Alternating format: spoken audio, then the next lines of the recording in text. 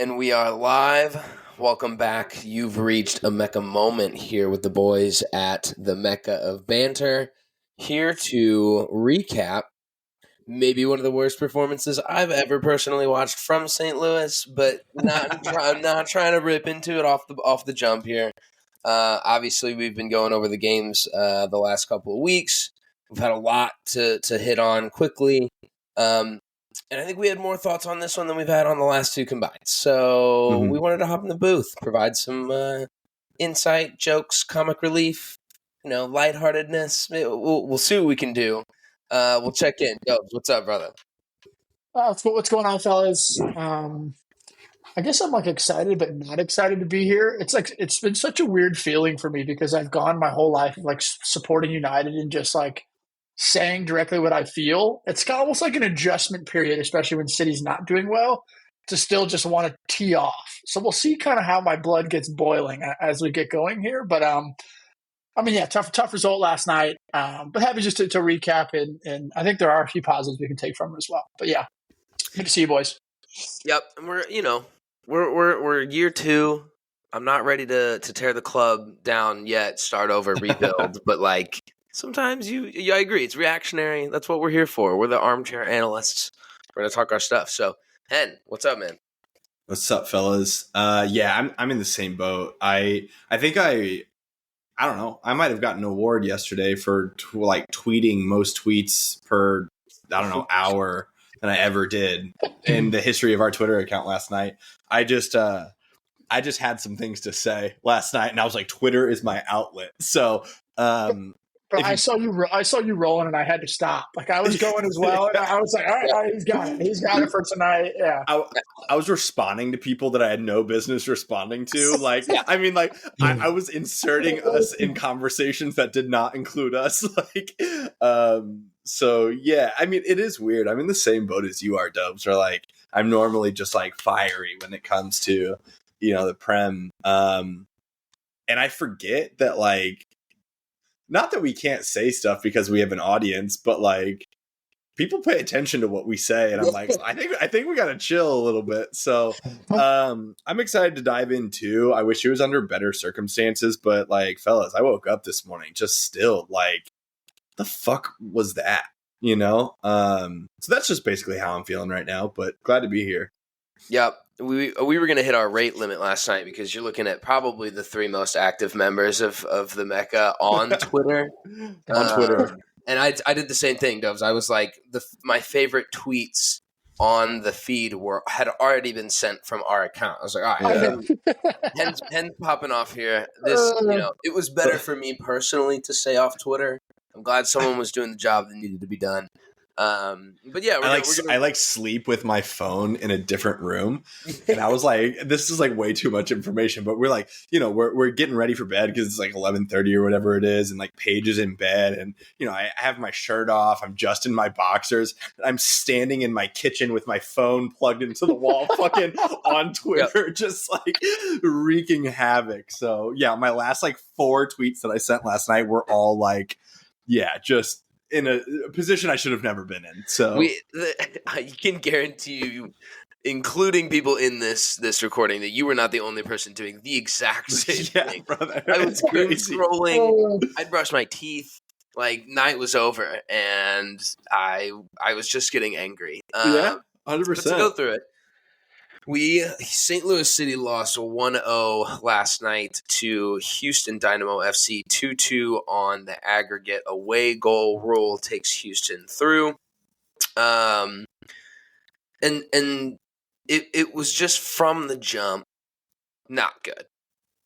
We saw the lineup, and I'm cool with rotation, and we have to rotate. I'm going to continue to come back to this, and I was explaining it to my girlfriend just that we're playing these guys because we have to. We've got an injury bug a little bit on the back line.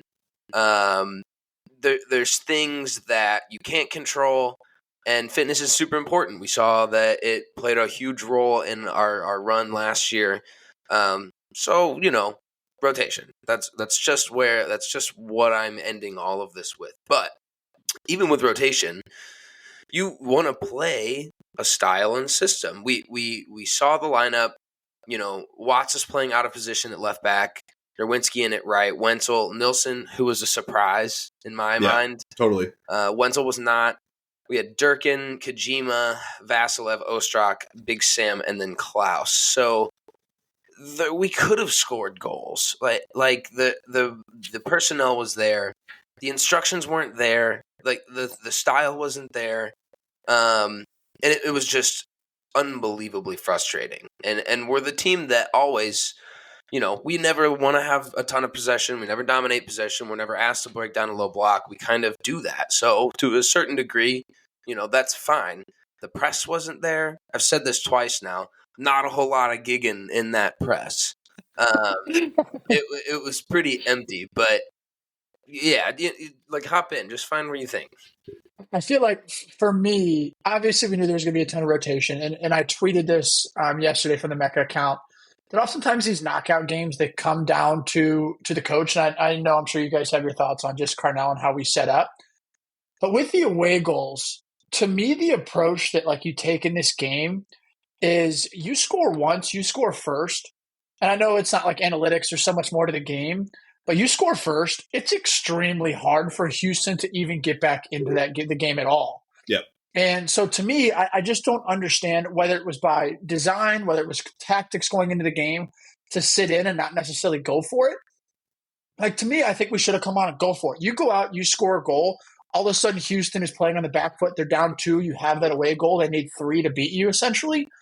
Like that to me is just what we should have done. And it's even more frustrating. And I do know it's late in the game and we're chasing it, but we got into the game with ease. Like once we went down a goal, like we kind of got into the game and got in a little bit of flow and started attacking with ease.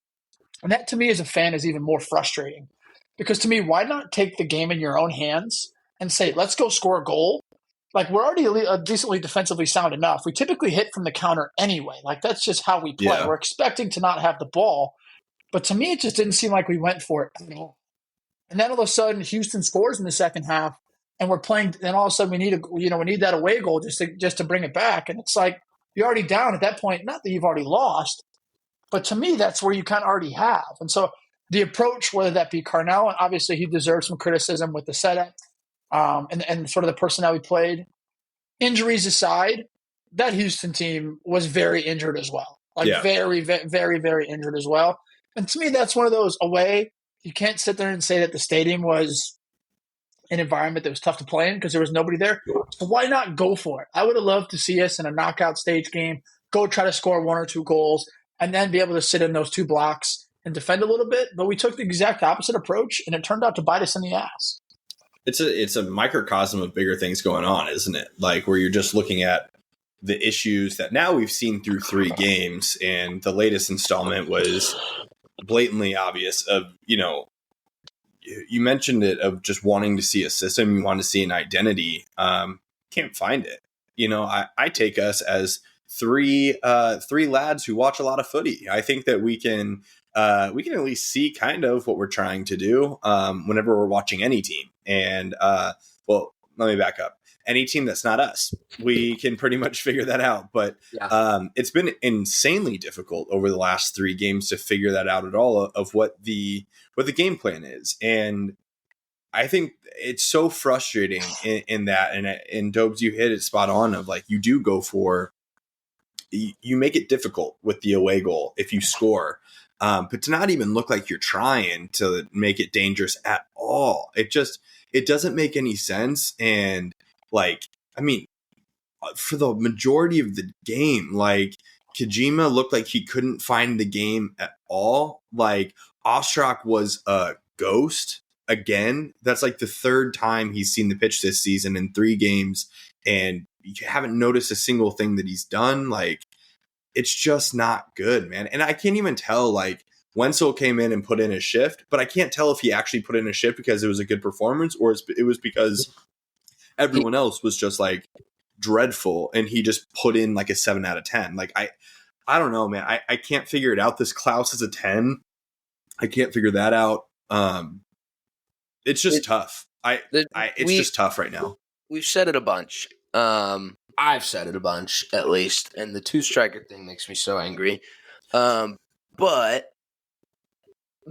I saw a quote from the Big Sam after the RSL game that he really likes being on the pitch with Klaus. He thinks they provide a great dynamic threat between the two. I haven't seen that. Yeah, but Not a single thing. Doe sent a text in at one point that happened in the second half, and it was Klaus picking up the ball, wide, really wide, and a little bit deep. Inside our own half. Inside our own half. Picks his head up, bombs one to try and find Sam, and it didn't connect. Having our other 9 send long balls to the other 9, like that. There's a problem there. It's not good. That's an issue. I thought you made a good point about Wenzel. I thought he played well for the circumstances. I thought he looked like he deserved a shout to be there. I also think we only saw him have a decent performance because he was in it the whole time. Like, totally, he was so active, and he and Nilsson played for 44 minutes. That injury hurts, brother.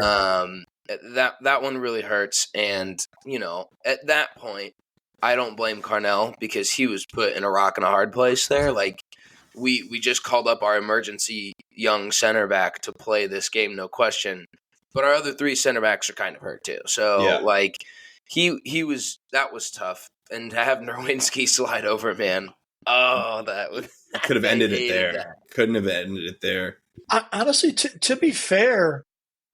Like, with the injuries we had, I don't think our back 4 was like horrible. No, I thought they did a job. The goal that Houston scored came off kind of a bang bang. Yes, you can say close down faster in the box and get a clearance or get a block, but other than that, like, our back 4, I don't want to say solid. Solid is definitely generous, fine. But they were manageable. Like, they did enough. They did enough, in my opinion, where we could have won the game. I think when you look at like the performances, like, Wenzel was solid. He was great on the ball. He made a bunch of key blocks. Nerwinski was kind of okay, put in a tough spot, having decided in center back. When you look at Kojima, everything that I've seen from Kojima, whether it be preseason, whether it be Wake Forest, he's a guy that thrives in a team that has the ball, like that keeps the ball, that can play. And he did some good moments last night where he was pressing tight and he kind of like got to his spots. But Kojima does kind of ghost when we don't have a lot of the possession of the ball. And whether that should be his job to get on the ball and calm us down, it's very tough to say, hey, rookie, come into a knockout game where you're up a goal and calm us down.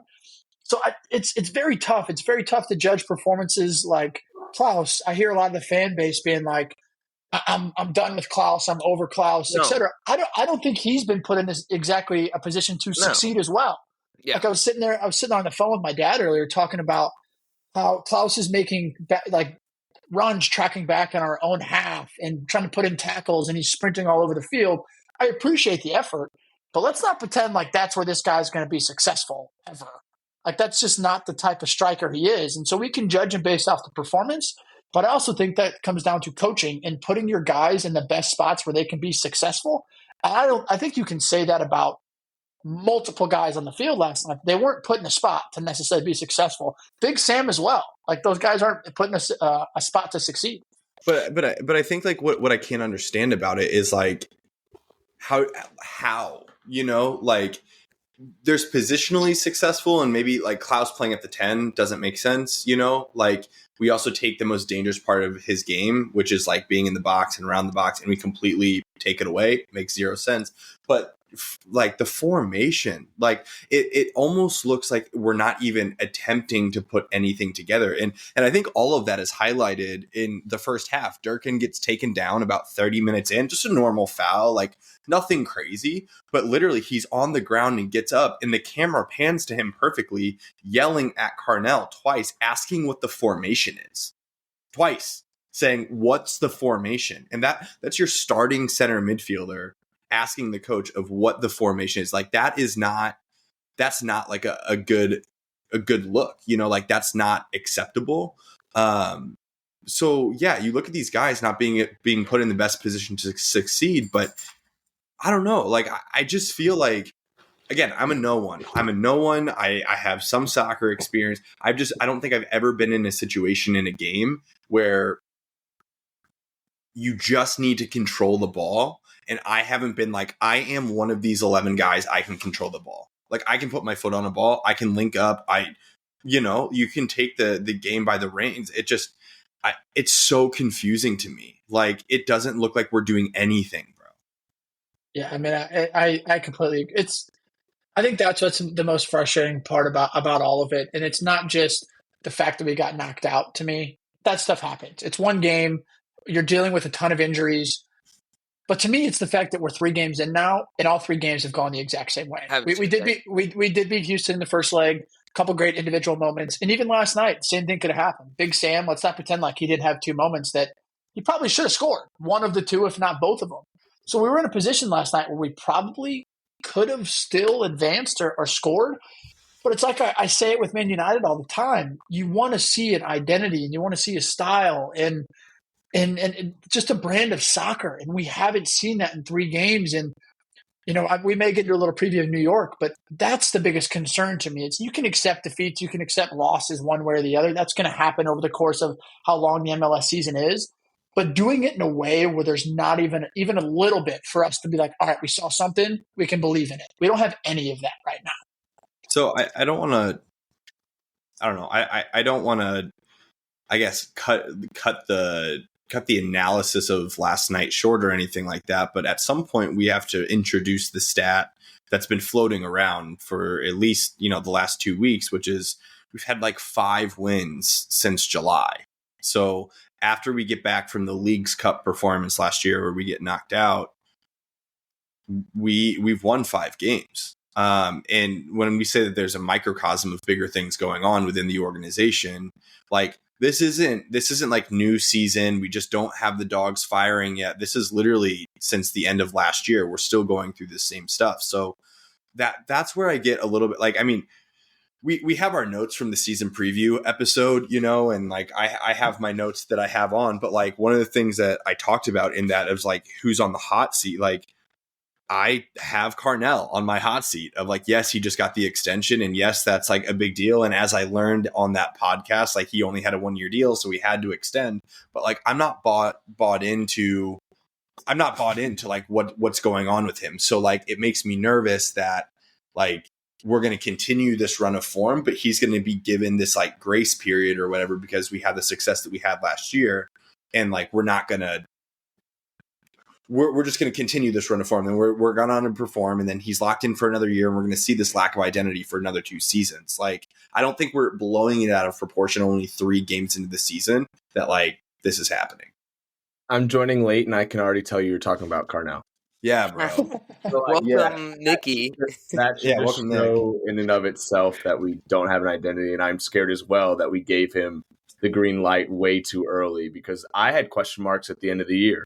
Like, we all kind of did. So like, I don't know if his extension means like he's locked in, but like, I think he's on the hot seat. The devil's advocate is, who the hell else were we going to hire? At the end of the day, Totally true. And I got no one on that short list. Minnesota United hired Manchester United's assistant coach. So yeah. I don't know. Let's Ramsey, maybe. See how that goes. I tell you what. Well, first, welcome, Nikki. Nikki, late edition Nick. Here. Welcome. Everyone had thoughts. Nikki, just as well. I tell you what, Sam's going to be working on that chipped finish all year, because that's all he had to do on 2 separate occasions. Was just lift it, just get it over the guy who didn't, not a particularly amazing keeper in my mind, Clark with the rat tail. But I hate that guy, by the way. Man. He's on like my top 5. It's him, the Sporting KC keeper. It's Ricky Pooch. And Douglas Costa doesn't even play in the MLS anymore, but fuck that guy. When we played them at City Park, my section was definitely giving the rat's tail like a shout the entire game, and I was laughing. I don't know if you guys made the comment, but like Houston Stadium was dead quiet compared to City Park. Like 5,000 people. Laughable. Insane. The difference. Insane. I think they exaggerated that number too. Like they had to have exaggerated that number. There's nobody there. Maybe 500. I think that one of the cool things, and I mean, you guys may not think it's cool, but like part of sports, and it's like obviously we don't want to sit here and like just bash City. One of the cool part about all sports in general, being a fan, is like being critical. Like we said, we're armchair analysts at the same time. But I do enjoy like sort of like going back and forth with people on Twitter because people aren't satisfied. Like it's not just necessarily us, but I think going back to like the preview we did of joining the Challenge Cup, Champions Cup, whatever you call it. Our expectation was like, let's like try to make noise. It's our first time in the tournament. Carnell said that himself in his pregame press conference. Like, we're in this tournament. Let's go out and let's actually try to make some noise and do something and I guess just prove that, like, not that we belong, but like let's go out and show out. And the performance and the way that we were set up was the exact opposite of everything he said. I do think it's kind of the combination of the players are definitely to blame a little bit, but I also think it's, like I've said, I'll continue to say it and be critical. Just as a fan, the coach has to set them up in a position to succeed. Like, he has to. And I really don't want this to get to a point where we got to last year where every single week we're guessing what the best 11 is. We're guessing what formation we should play. We're guessing what style they're going to play. And I think, yes, it may be overreactionary even though we're a day later. But that, to me, as a fan, whether it's Man United, whether it be the Cardinals, whether it be the Blues, no matter who you support, like, that to me is the biggest concern, is that you don't know what you're going to get from this team. And so fans deserve to be critical. And I'm kind of happy to see it that a lot of people are. This was the first week on Twitter that I've seen just mass exodus. Everyone was pissed. For sure. Everybody was pissed. Yeah. And not to – I like the guys that do a lot of the in-depth analysis coverage. I like Matt Baker. I like the Flyover Footy guys. Good people. I don't find that they get as critical, not necessarily for a reason. I think we're following our lead. And like that's fine. First season in my mind, cool, great, everything's great. This is so much fun. This is awesome. Last night was the first night that they were pissed. Like, no one had a plan. And someone said, and I loved the takes on some of them. Some of them were terrible. But others, like, whoever, this guy said, we've started with a new formation. We did not run a lot of two-striker situations last year. We had kind of a set formation that was a little fluid. What did we do during preseason, bro? Yeah. Where was if we're going to start to do tactical differences and make and set different lineups and use the strengths of our team to the way that I think Carnell is trying to do it, nobody came away with the 5 games we played like, okay, I have a grasp on what we're doing here for sure. Nobody did. No. And it's just tough. And I know that the Carnell has to take responsibility for it, but I think you also have to look at, Carnell can't do anything on the field with those guys. The players have to have the IQ to do the right thing, to find the right passes, and they're just not doing it. So I don't know what the fuck was going on in preseason. I don't know what we were doing. I don't know what the plan is. But also you have to look at some of those guys, man. You got to look at the middle of the field. You got to look at like why we can't connect anything. So yeah, the mass exodus thing I think will only continue. And I do have a feeling that if we don't like put on a show in for New York on Saturday, it's gonna get real bad. I made a point to Monica, my girlfriend, last night, and she was, I was just explaining why I was angry, which is a lot of these points. And I was like, the first season was great. Everyone had so much fun. But these are St. Louis fans, bro. Yeah. We're forgetting that we're some of the most critical. They booed Jordan Kyrou after he made one poor comment about the former coach that won us a Stanley Cup. They booed him in the home stands. Like, you forget that we are savages. I was going to say, I might have also said some pretty mean comments on Instagram and Twitter about Jordan Kyrou as well. People forget, man. People forget. I think the one guy, and it's not somewhere as a question, because I think we all know, but like, not just even last night, but it's a funny thing to think about. Like, where would this team be without Roman Berkey?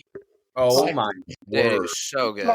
Like those saves last night, like the first save, the back-to-back save, the first save, and the one where it went right off his chest, and he made another one in the second half. Huge. It's like this guy is coming up in big spots, at like big spot after big spot. Did it last year as well. I can't imagine the frustration a guy like him has to have, like putting his body in the line and then not seeing that return output from the guys in front of him. It's insane. I'm thinking he's running our back line. Like I do not see any of those other guys like taking command. Like I guarantee you Roman's calling out a lot of those calls. Has to. especially he doesn't have without any other Parker choice. and Nelson. Like I also got worried that like low key at the end of the game, I thought he hurt his elbow when he had that one Oh, save. yeah. Like how, and I was like, brother, if that's another injury, fuck me, scrap man. the season. Yeah, I guess to switch it a little bit on you guys, was there anybody in your mind, and I know there wasn't a lot, let's take Berkey out of it, but like anybody in your mind that like did have sort of a positive performance last night? Like for me, I did think Wenzel was great. Yeah. Great is probably an overstatement, but for the position he was in, I thought he handled himself fantastic. So he might be my only one. You guys have anybody else? You said it Yeah. perfectly. I think he had a great performance considering like first game into the squad. Like I was impressed by him. By no means was it like an outstanding performance, but like I think he did a good job. I don't know who was tweeting last night from our account. Yeah, you missed the beginning when Hen said it was going off. I was popping off, brother. About Struck being a ghost. Yeah. I will say the only bits of like spark I saw offensively started and were created, I thought, from him. Like there was a couple of times he got into the box, he made it down to the byline and was crossing it back into the box, and like people were mistiming their runs, people were getting on the ends of them, but there was a little bit of spark I saw when he was on the ball.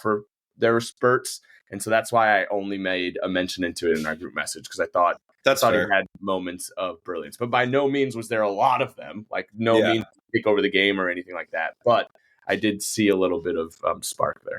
My only other guy was Mark Koenig when he came on the field. He didn't start the game, came on in the second half, and I think that I don't even know if this Dyer guy is even real anymore. Dude, we haven't even seen a sniff of this guy, but Mark Koenig is really locking it down. I thought he came on the field and made some great defensive plays and made some great attacking plays. Wenzel, Mark Koenig. I don't know. I thought Durkin was handed an impossible task last night, and he did okay. I again, not stellar, but he was the one that was showing fight per se. Like he was getting heated on tackles, he was making the tackles, he was getting fouled, getting up, getting pissed. Like there were moments where I saw him want to be that guy and shift in and out of positions, but I think he was handed the impossible task of being a lone six with, maybe Kojima was next to him, but Kojima was no help. He was chasing shadows for a while. And that's not, I don't think that's a discredit to him. I think we've liked what we've seen, but he could not find the game. The game was passing him by. You remind me of that to me is it's just like, and I don't want to just continue to bash Carnell, but it's like Durkin, a newbie, and Kojima, a rookie, become your midfield two pairing. Guys who have maybe played a total of like 180 minutes in preseason games, like total. And they're supposed to be your two guys to like dictate it's just like, that's the stuff to me. It's like, I said at the beginning of this podcast, guys are put in impossible positions to succeed. And as former players ourselves, like we've been in those spots where you go into a game and you don't necessarily feel good about the game. And I don't necessarily think these guys will ever come out and say we didn't feel like the way, but I can't imagine that seeing the lineup and seeing the way they're playing, that these guys like had confidence and say, we're going to go take this game. I think you could tell by the way they were playing, they didn't. Yeah. There's just no will to win, no confidence, no anything. Like it's just, I'm still like sick about it. Like honestly, like we've been talking for 30 minutes now, and I'm still like, fuck that game. That sucked ass. And like you better believe I'm going to be in the stands on Saturday, giving the players, especially giving the referee. I'm just going to be yelling the entire game because I need to see a performance, man. I need something in the first 4 games of the season to just like be even slightly convinced that this is going to work. So go ahead. No, you're good. Oh, I was just going to say that it was just nice to see Yarrow and Parker both on the bench. Like to me, that you know what I mean? Is like sort of a positive. The fact that like Parker was like on the bench, like of course you don't want to use him, but the fact that he may be available Saturday and like Yarrow, you saw him get banged up. The fact that he may be available, it's like with Nilsson going down, we're not necessarily in like panic mode yet, and just them being on the bench was a positive for me. Dude, totally. We're 2 games away from panic mode to me, and I agree. Straight up. I forgot to say this earlier, but It was, you all know the feeling. You get up at 6:30 to watch your European team play because it's the early time slot, and you're kind of excited, going to be fun. And Those are then my favorite games, man. and then by Absolutely. 8 a.m. you lose, and you are absolutely Fuming. fuming, and your weekend is over. Like, you are no Yeah. longer the most fun person you were for the rest of that weekend. This had the exact same feeling of waiting up till 9:30, excited to watch my team get out there and play. They throw out the worst performance I think I've seen since we've been a club, and I was fuming, bro. It was the same feeling. Same shit. Paige and I have a vow to, not go to bed angry. I broke that last night. I was pissed. Yeah. I was like, fuck that. I don't want to talk about it either. I'm So- mad. Our worker literally walked in and goes, "I stayed up for it and should not have." So, Yeah. Yeah. 100%.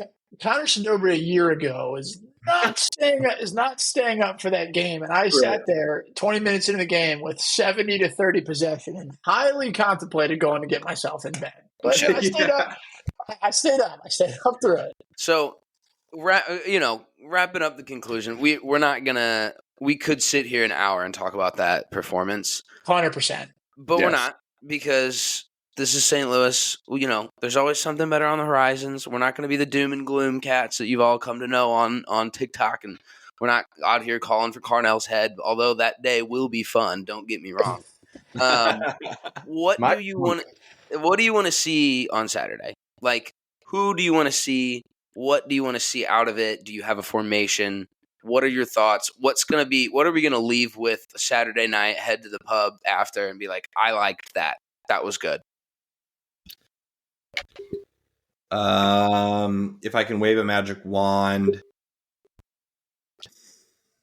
probably some version of a 4-3-3. Mark Koenig, Parker, Yarrow, Totland, Berkey, of course. I want to see a Blom, Durkin double pivot.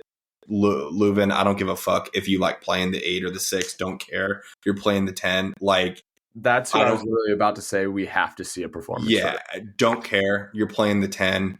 And give me Klaus all the way up top, Celio on one side and Indy on the other, Thor on the other. Don't care. Just like, give me some wingers, give me some wing play, give me some stretching of the field. Stop trying to play so narrow and let Leuven just connect. Don't worry about sitting deep. Thing is, when he's playing deep, he's not finding the ball anyway. So like, stop worrying about it. That's what I want to see. Space. That's what's going on. He needs. That's what I want to see, and I need to see some possession in the midfield. Like, I won't be able to deal with the Bruno Fernandes, like, fuck it, Sam's down there somewhere, passes for 90 minutes. Like, you gotta show me some sort of possession. For me, I don't think the 11 truthfully matters. I think it's more about, I want to see whether it be if we want to go, the gag and press. If that's what we built last year, I want to see that, not just see it. I want to see it work. It doesn't have to be for 90 minutes, but I want to see little spells of us be able to have some sort of style, some sort of formation that looks like it's cohesive, that looks like a unit. And I don't necessarily even care who that is, because truthfully, through 3 games, with everybody, even with everybody healthy, I don't think I could still pick a best 11. Like, I don't think I could. And the midfield, the back 4, like Totland might be the first name on the team sheet. Other than that, the other 3 positions are up for grabs. The midfield's up for grabs. Even who are starting 9 right now is up for grabs. I want to see, and this is like a very cliche, cheesy thing to say, I want to see a performance that like City fans can be proud of. And if we get that, then we're building towards something. Then there's something to build off of. The 11 doesn't necessarily matter. We've tried to pick the 11 and pick what we want, and Carnell will just never do that. So I just want to see some sort of performance, some sort of thing that like we can see those glimpses of, hey, there's some positivity that we can actually build off of something. Yeah. You're saying Carnell doesn't listen to our podcast? Brother. What? That's why we Bradley, can't be that wild. Bradley, listen now before 2 weeks, and we're calling for your head. Now's the We're time. trying to warn you. Day 16 of juggling every day on TikTok is going to be specifically dedicated to Bradley Carnell, and I'm gonna let him know. if he, we're the guys he really needs on the bench at the end of the day. 100%. We clearly Also, have a I'm like, better. okay, so this is a complete aside. Before the season started, we got 2 new assistant coaches. I don't know if we ever talked about this on this podcast. 2 new assistant coaches. I don't think we did. What do you mean? No, I don't think we talked about it. Oh, Yeah. okay. Yeah. So I was like, this is not a debate, bro. Like, just look it up. So, people, Hackworth was promoted to technical director. We got these new assistant coaches. And before the season, I was like, okay, maybe these guys are coming in and we're going to see some different styles of play. We're going to see this, whatever. It's been shite, brother. It's been worse. It's been shite. Yeah, it's been terrible. It's So worse. fuck that. And I need to see something different on Saturday. Otherwise, we might see a pitch invader on Saturday for the first time in St. Louis City history. Put your bets in. City's supposed to be my stress-free outlet, fellas. It's supposed to be. It's supposed to be my stress-free. I can't wait to watch City this weekend. Not United. Yeah. It's been the opposite. Henry's been vouching for the 2-touch with the team. He's going to get out on the field and show you guys how to pass a ball in under 2 touches. I'm telling you, I think that's why they're not doing it, Hen. They're scared. They don't want the smoke. Brother, I'm going to start calling players out one by one, and I'm going to start strategically working through that lineup. I'm like, Sam, you're number 1. I'm going to play you first. I know who I'm targeting in this 2-touch. A lot of our chances against 2-touch against Big Sam. Well, shout out City. Hopefully you let us prove ourselves wrong at some point on that. I will not be playing in that competition because I will get rinsed. So without further ado, thanks for tapping in to this Mecca moment. We look forward to heading back to City Park on Saturday to face NYCFC. And yeah, I think we just want to see, a little more effort, a little more passion, a little more fight, and maybe some tactics hidden in there somewhere along the way. Give me a tactic. Just sprinkle those in there for us. I've played enough FIFA to know that you can just switch a button and it changes how you play. I feel like it's got to be kind of similar in real life. Something. Make sure to follow us on socials. Check out Manscaped while you're at it. We've got the code running Mecca20 for 20% off and free shipping of your order. We are, again, still a very Manscaped pod, so do not forget them. Follow us on the socials, TikTok, Instagram. Henry's on his own journey of playing, of juggling every day to maybe play a round of 2-touch with the lads. All power to you, buddy. Hope that happens. Hope it works out. Bro. It'd be great. But thank you. Yeah, appreciate you tapping in. Thanks, lads. Cheers, fellas. Cheers.